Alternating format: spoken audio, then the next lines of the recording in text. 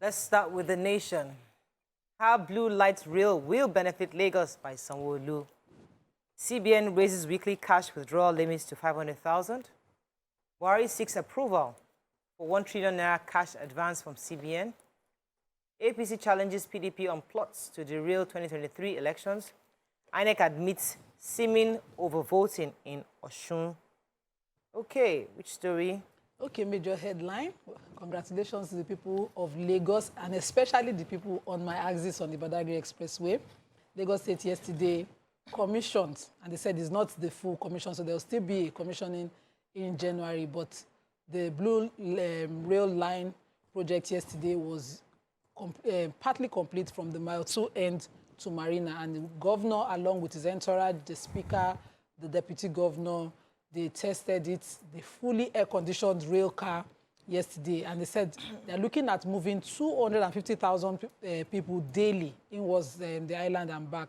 And just the relief that this projects for me on the road is calming. Already on that axis, the BRT line is working from Mile 2. That has been working since early in the year, and so I mean, it's an exciting thing for a subnational like Lagos State to. I mean, many critics were saying, "Oh, it's only from Mile 12 to Mile 2 to Marina," but they've told us that this is just the first phase. There are several phases coming. Even though it's in phases, Mile 2 to Marina every day. The person talking does not live there to attest to the traffic. Happens, everybody coming in from all the environs and communities along the Badagry Railway, it's like we converge at Mile 2. It's a crazy place in the morning. So imagine that some people are just minding their business, getting on the train, and it's a less than 15 minutes drive. Bam, you don't well done to the governor of Lagos State. Well done. Government. Okay, let me go to the cash withdrawal. CBN has heard our cry. We've been telling him this is wrong, but the people have spoken and the government have responded. So I'm happy. YK's CBN, YK's Emefiele, your friend. I have been Emefiele. You have been Emefiele. Emefiele has happened to me. So Emefiele has happened to you by reviewing our outcry. So he said that the limits for personal, individual withdrawals now is no more 100,000. They proposed 500,000 naira for individuals and 5 million for companies. This is a review. I don't know if this has been accepted by the weekly National Assembly, but it's a new review that the CBN has considered. No, National Assembly don't have the power to... they have called him to come and defend it, and they have responded. The National Assembly, yes, they called him, but he didn't go on Tuesday. He was supposed to go today, Thursday. We're hoping he goes today. But between Tuesday and Thursday, now he has reviewed the proposal. So I don't know if this will be still acceptable with the National Assembly. We'll see, because they were going to ask him questions. But this is pretty much the summary of that article. For corporate. So the APC and PDP, they are quarreling. PDP had accused APC of trying to derail the elections by setting fire to the INEC building. So now the APC have now answered. At common, they should go and investigate PDP. That where they get all this information. So they want to know where they got this information. But that PDP that has access to the information should please tell them where they got the information from. Just fighting dirty. Just fighting dirty. You have any story in nation? Yes, so President Muhammad Buhari has asked the National Assembly to approve his request for a cash advance of 1 trillion naira to the federal government by the Central Bank of Nigeria, CBN. He's also asking the Senate to approve 809.53 billion at supplementary appropriation bill for the outgoing year, and both requests were made in a letter sent to the chambers of the National Assembly, which was read at the plenary by Senate President Ahmad Lawan, and they went ahead. So in that 1 trillion that he's asked of, he has already broken down all the things they want to do with the money, which he has been, appended to the original letter that was written. There's a breakdown there, so people can read that article and see all of that. Okay, it's the punch. Fuel scarcity. Depots dry up. Nigerians face bleak Christmas. Okada ban. Cop detained for killing Lagos motorcyclists. Lack of funds halt Eastern Railway project, says federal government. PDP APC clash over alleged Tinubu rigging plot. Emefiele bows to pressure, raises cash limits to 500,000 and 5 million naira. Buhari seeks fresh 809 billion naira loan. Domestic debts hit 22.5 trillion. Lagos test train projects 250,000 passengers daily. Okay. Which story? So which start with the major headline. So Punch, I like the way they carry the headline, like say it's bad news. What they say, bleak Christmas. Because it's bleak, because there's scarcity, and we can already see the effect in Lagos. They took inventory that, according to them, they said that queues are already emerging across major cities, and it looks bleak. The report is that the depots are drying up. Independent marketers already are locking up because they can't even get supplied. Major marketers who get a bit of supply have extensive queue. Even this morning, all the way to Ogudu to get to Cornwall, they're already at the Ogudu bus stop to queue. And it's the same to get to Wando, and the Cornwall side too is the same thing. So the queues are endless across Lagos. I don't even have fuel. So if any filling station is watching, just come. Come and take fuel. So it's crazy. And they have reports, accounts from different bodies talking about how there's fuel, there's no fuel. They said the cost of purchases is not balancing. These are the same issues back and forth that the NNPC seemed to be tried to be addressing. Just last week, we thought it was getting better. I was hoping that this week everything would disappear. That's what I thought. They said the reason that it was getting better was because of the threats that DSS gave them. So Who is the day? Is it that's what they... threats? It's inside the paper now. Okay, just check it. Is it threats that we paid off the cost of losses? If I buy at 200,000, because it's in this paper as well, if you buy at 200 naira per litre, I'll go and say at 200. Marketers told one of our correspondents that the brief period when the queues cleared was basically due to the intervention of the Department of State Services after the DSS ordered the NNPCL to address the situation. NNPC said they have 2.5 billion litres. Yeah, we see take another story. So the Lagos State Commissioner of Police, Abiodun Alabi, has confirmed the arrest and detention of a policeman for allegedly shooting a motorcyclist, Alabi Stephen, a.k.a. Doctor, to death around Sabo Market in the Ikorodu area of the state. So according to the story, they said the policemen were trying to, enforce the Okada ban, and then the Okada riders were revolting. And when they were trying to dispossess this particular policeman of the ammunition, there was a discharge and he was killed. So he has been arrested. The policeman has been arrested, taken into custody, and investigations have started. The police is saying that they are not supposed to carry out any unlawful shooting. And so once they find him guilty, they are going to, mete out punishment against him. Okay, I was going to take the story of lack of funds halt Eastern Railway projects, this federal government. So the FG on Wednesday said that it will not be able to complete the narrow gauge Eastern Railway corridor before May 2023, saying that it explained that the project had been stalled as regards to unavailability of the foreign loans required to fund it. The truth is that, according to them, said the truth of the matter is that if there's a promise to deliver this line before the end of this administration, this promise is no longer feasible because funding has been a major challenge for this project, says the Minister of Transportation, Muazu Sambo, yesterday. Moving on now to Daily Sun. CBN bows to pressure, increases withdrawal limit. IGP declares war on gunmen in Southeast. NSCDC uncovers plot to attack INEC facilities.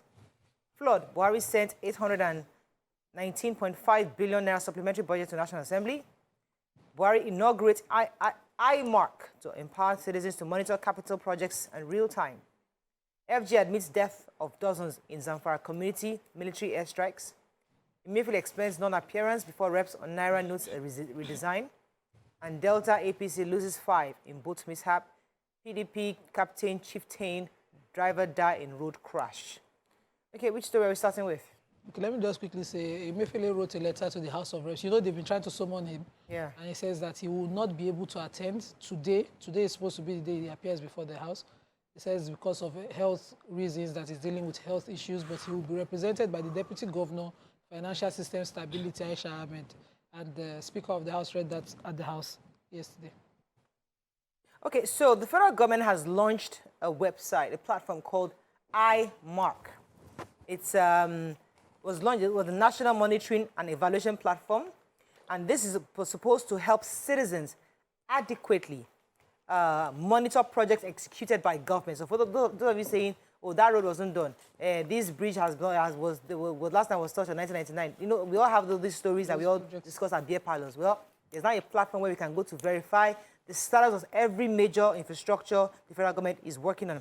Said that the federal government will no longer depend on its handful of monitoring and evaluation teams to oversee the vast number of infrastructure projects nationwide. According to them, it only makes sense to set up suitable channels for citizens to scrutinize and give feedback on projects. So if government says they've done the road, you yourself can go to the app to check and verify if indeed that job has been done. So these are ways to get feedback from the citizens, and I think it's a good initiative from federal government. Yeah, so the Inspector General of Police, Usman Akali Baba, yesterday issued a red card to criminals masquerading as freedom fighters in the southeast geopolitical zone.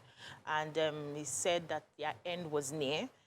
This happened in Amabua community, Oka, South Local Government area in Anambra State. So he commissioned an ultra-modern police station and police barrack.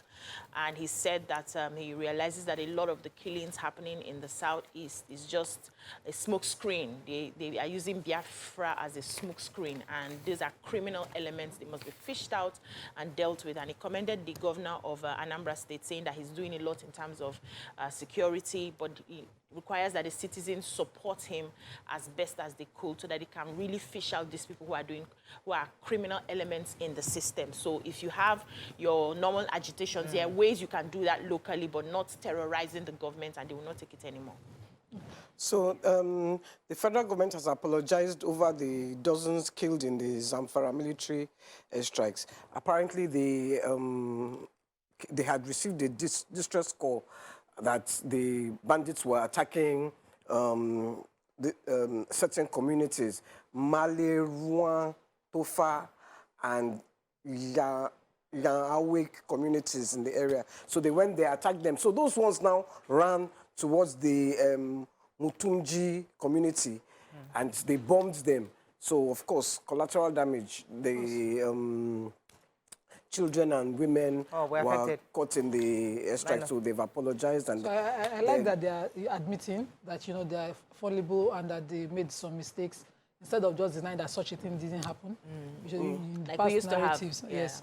So Vanguard. Vanguard, the Minister for Works and Let me Housing. read the story first. I thought you have to read Where it. is it? You call CBN Vanguard. raises cash withdrawal Student. limits. Peter Obi accepts campaign DG's resignation. Terrorism, Egmont Group, Lord Hanan Saraki, CSOs won DSS over Emefiele. Buhari seeks the 819.5 billion naira for flood relief. Attack on INEC offices, PDP, APC trade accusations. Yoruba group sue Southwest Edo Kogi governors over kidnapping and banditry. Second Niger Bridge will be delivered by on or before May 2023, says federal government. Corruption, ex-AGF Idris forfeits almost $900,000, 304 million naira, and 15 properties to the federal government. UK court rejects Ekwerimadu's bail plea. Okay, story. Okay, I already started with the Ministry of Works. Yesterday, after FEC meeting, the Minister for Works and Housing addressed press and explained the delay in the completion of the second Niger Bridge. And he said that, you know, the deadline given has been affected by a lot of things, including the compulsory sit-at-homes that, you know, they have on Mondays, that the contractors have continued to lose man-hours. But he is committing that this administration would complete the bridge before they hand over May 29th. He said the other side of the bridge, the eastern end of the bridge is where this is happening. The Obosi and Asaba end of the bridge is totally complete, and people are attesting to the free flow of traffic and the, you know, everything. Obosi. And then Obosi. So, again, the London court has denied Ekweremadu bail on the grounds that he is a flight risk. The defense had given saying that, look, he wants to just go and look after his daughter. He has about, they said, 11 people have come to testify and agreed to stand. The Nigerian High Commission is standing shorty for him, but Still, with all that. They denied They said it. no. Wow. They You said have respect for our nation. At all. You have no respect for this, for Nigeria. no respect at all. It's actually quite distressing because he has given all this. Yes. Nigerian High Commission has come to stand and say, look, oh, We will shorty for We'll this make man, sure. but yet. That's not strong enough for them. Precedent. That's a slap in our face. That happened before. Anyways. but the Nigerian High Commission come and stand for him then. What was his name? should carry weight now. Ooh, Alamisia. Alamisia. Let me see. They didn't stand for him now. But We were the ones looking for him. Anyways, let us move to another story before they say they are discussing politics. So the Auditor General, AGF, who's being prosecuted by the EFCC, if you recall, was being accused of stealing 109 billion naira, actually money laundering. And of this, he has been able to forfeit, the government has been able to forfeit about $900,000 from him, 300 million naira, 304 million naira, and 15 properties to the federal government. And I'm going to find somebody to manage those properties.